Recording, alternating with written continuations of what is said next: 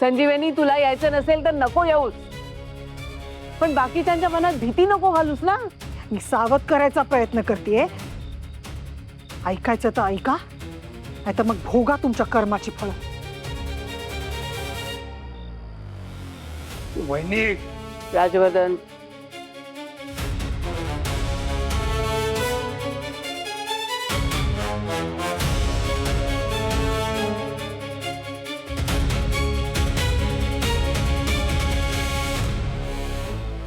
अभिमन्यू,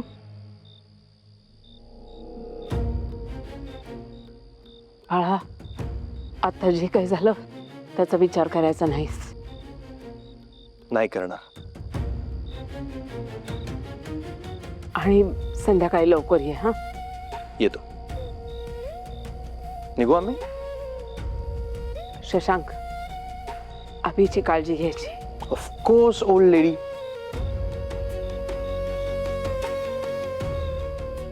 चल.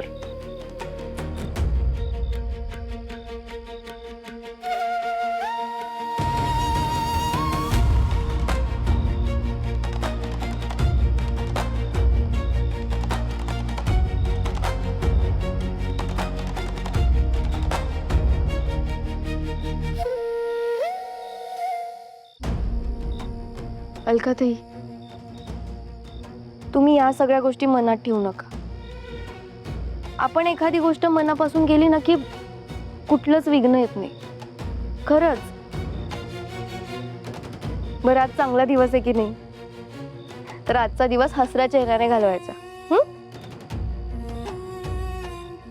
अलकाताई, माझ्यासाठी एक स्माइल प्लीज.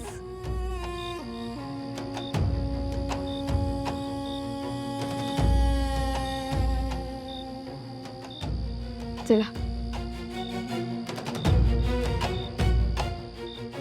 ती संजीवनी काकू काही बोलते रे, आणि आजी समोर बोलते. आधी काय तर माझ्या आई बाबांच्या मृत्यूचा विषय काढला, मग काय अमावस्याला म्हणे कोणाचा तरी जीवच जातो. काय असं काय वागतात मला काय कळतच नाही यार. जाऊ दे ना, जाऊ दे. तू तिचं बोलणं मनावर नको घेऊस. कसं मनावर नको घेऊ? आधीच घरात असं काय काय घडतंय, त्यात हे असं काहीतरी बोलत राहायचं. आई नो, मला दिसतंय ना सगळं, मला कळतंय रे. मी फक्त एवढंच म्हणतोय की आता त्यावर फोकस नको प्लीज. अभि, आपली आजची मीटिंग खूप इम्पॉर्टंट आहे, आपण त्यावर फोकस करूया.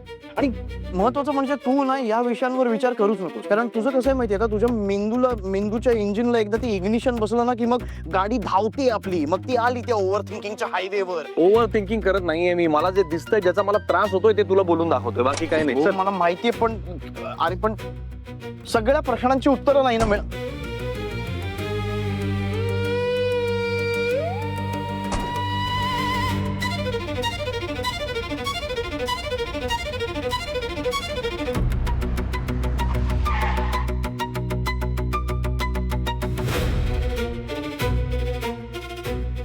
संजीवनी काकू म्हणते त्यात तथ्य आहे का रे? योग होता का? नाही रे. चल.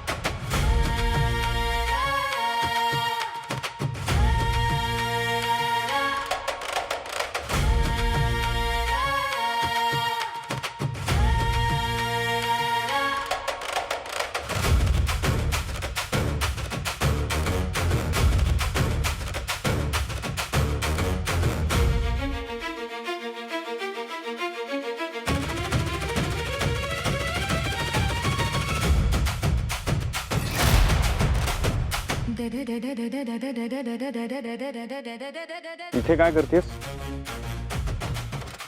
आज अमावस्या आहे. कुलपुरुषाच्या जागी सगळीकडे झगमगाट असेल.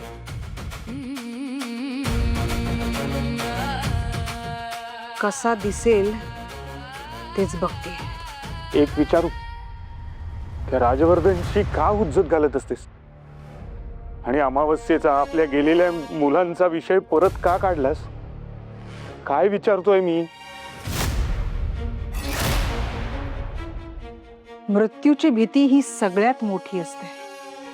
एखाद्या माणसाच्या मनात मृत्यूची भीती बसली ना की तू बाहेरून कितीही कणखर दिसला तरी हळूहळू आतल्या आत पोखरायला लागतो. पण तो राजवर्धन अशाने अजूनच बेछूट वागेल आणि त्यांनी काही बरं वाईट केलं म्हणजे? मी आहे ना, त्याची काळजी कशाला करतोस? माझ्या आणि ह्या संपत्तीच्या आड कोणीही आलं तर ही संजीवनी कुठल्याही थराला जाऊ शकते.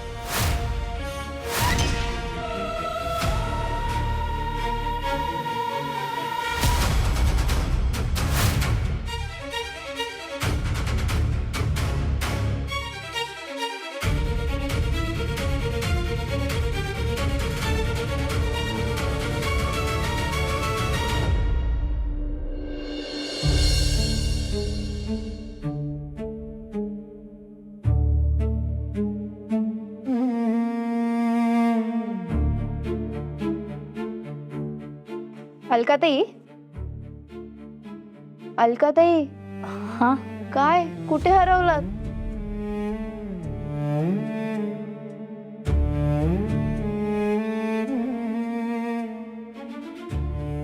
काय होत आहे?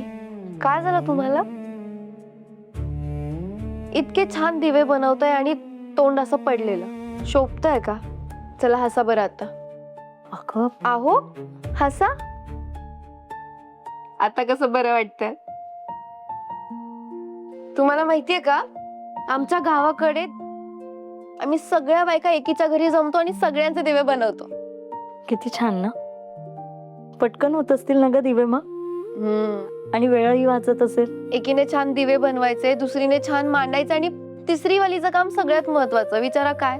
काय ग? बाकीच्या दोघींना काम न करू देता स्वतःच गप्पा मारत बसायचं. तसं वृंदा, आत्ताही तेच होतंय नाही का? अगं बाई, खरंच की. सॉरी सॉरी ताई, लगेच बनवते मी, थांबा.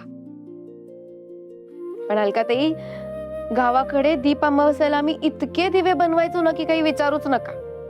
नाही विचारत. आहो,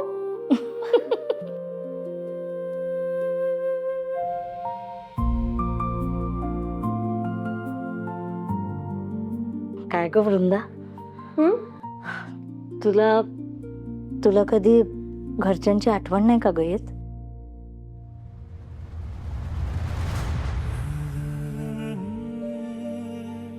येते ना, खूप जास्त येते.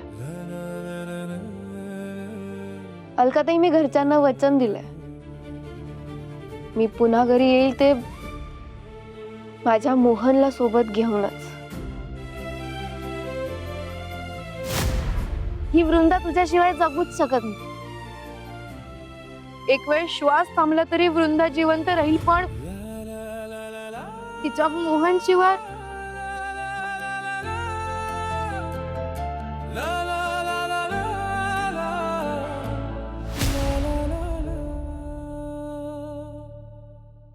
तुम्हाला माहितीये, मोहनला खूप आवडायचे दिवे, पण मला सारखं म्हणायचं की तुला छान दिवेच बनवता येत नाहीत, सगळे वेगवेगळे असतात. आणि म्हणूनच त्याच्या आठवणीत एक दिवा जास्त बनवलाय मी.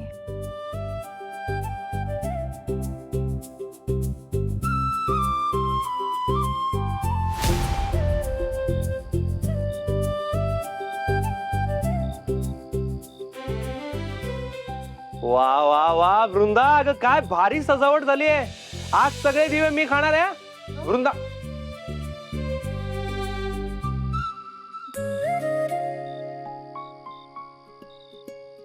अगं कसली गोड दिसतेस. बरं, यातला एकही दिवा तुम्हाला कोणाला मिळणार नाही, सगळे मी खाणार आहे. ते नंतर. का? आधी पूजन नंतर भोजन. हात सुद्धा लावायचा नाही तोपर्यंत दिव्यांना. ठीक आहे, नाही लावत हात. चला. हे घे जरा.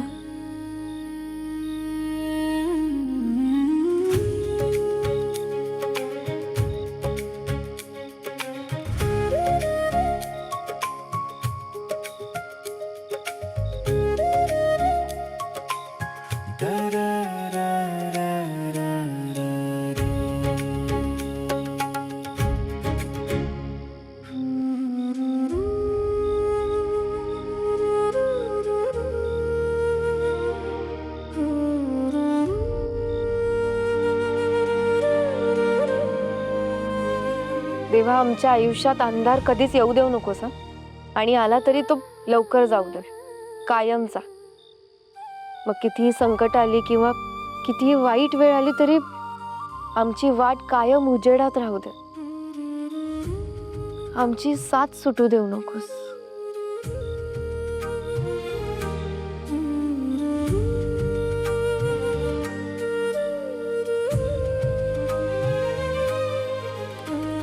देवा, आमच्या आयुष्यात कधी अंधार येऊ देऊ नकोस. आणि जो काही अंधार असेल तो पटकन मिटवून टाक बाबा, कायमचा. किती संकट आली, किती अडचणी आल्या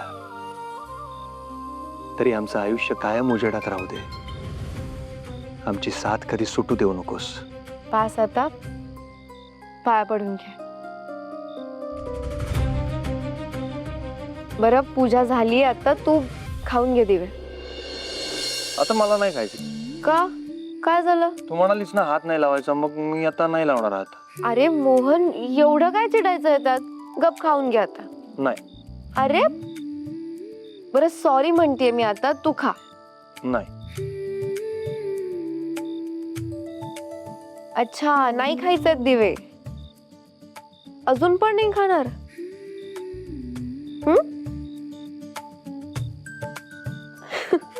सॉरी सॉरी सॉरी, घे.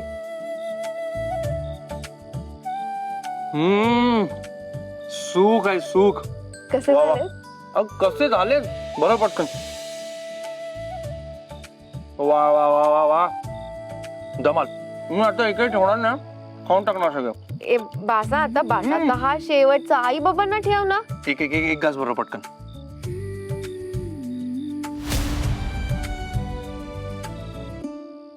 ए वृंदा, काळजी करू नकोस. तुझा मोहन तुला नक्की सापडणार.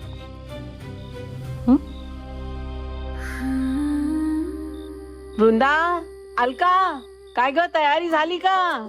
हो आई, आलोच.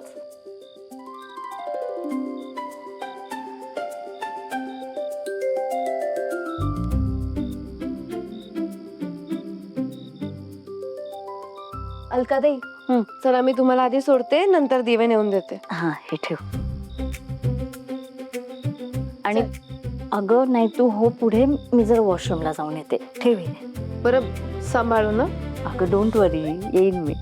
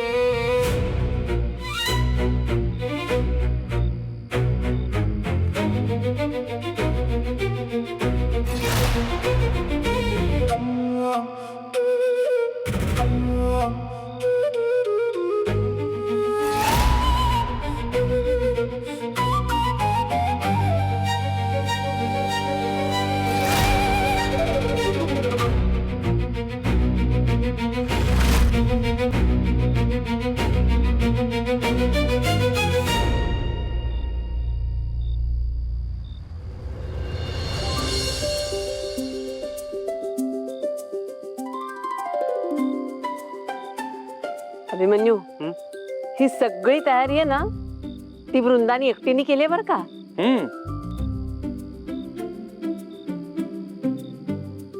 अलका होतीच तिच्या मदतीला, पण अरे ही आपल्या घरातली नाही, तरी घरच्या सारखं सगळं केलंय. आणि घरचीच माणसं पाठ फिरवतात ह्याचं वाईट वाटतं रे.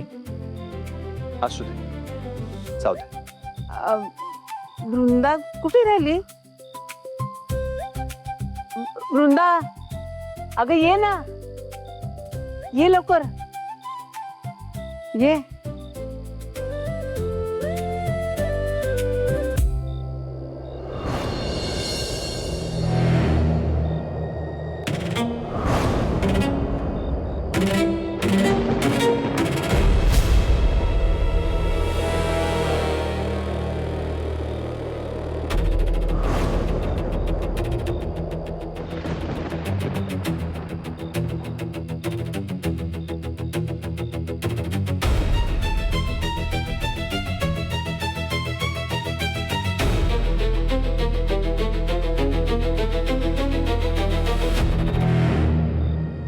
खूप छान तयारी केली असा.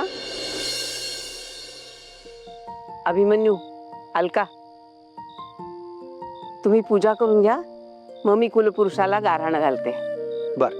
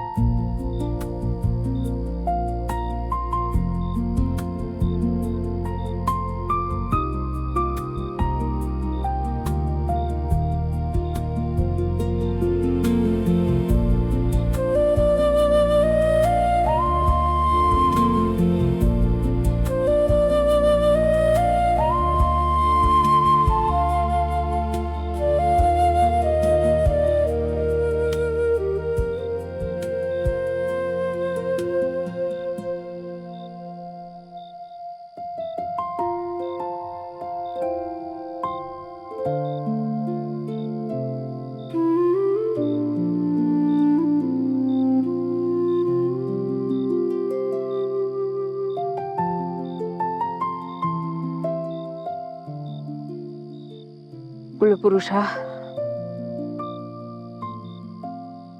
घरातल्या प्रत्येक माणसावर तुझी नजर राहू दे. घरातल्या कुणावरही संकटाची सावली पडू देऊ नकोस. कुठलंही वादळ आलं तरी तुझ्या छत्राखाली ते थांबू दे. तू आमच्या घरचा केवळ रक्षण करता नाहीयेस रे, आमच्या घराच्या सुखदुःखाचा साक्षीदार आहेस. ज्यावेळी आमच्या घरातला माणूस संकटाशी स्वतः लढू शकत नाही, त्यावेळी कुलपुरुषा तू त्यांच्या पाठीशी उभा राहतोस. आज एवढंच मागणं आहे की या घरावर तुझी कृपादृष्टी कायम राहते.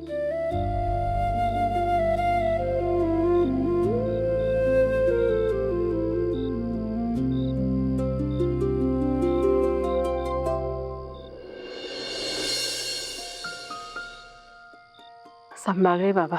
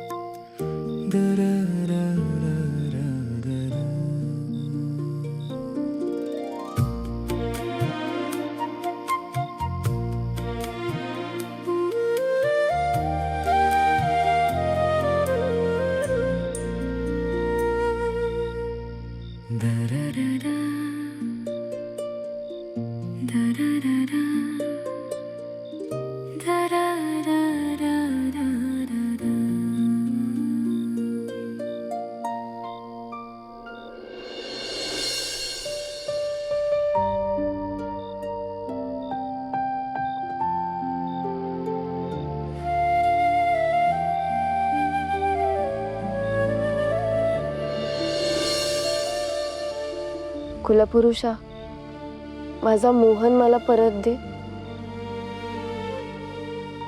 फार लांब गेलाय माझ्यापासून.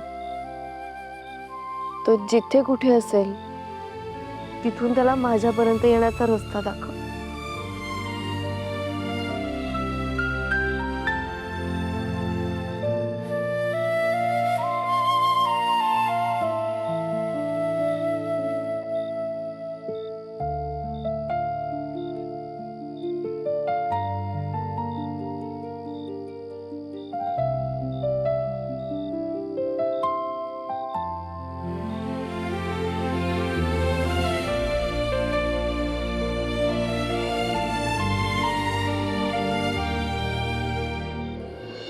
हे दिवे खायचेत बरं का आजी.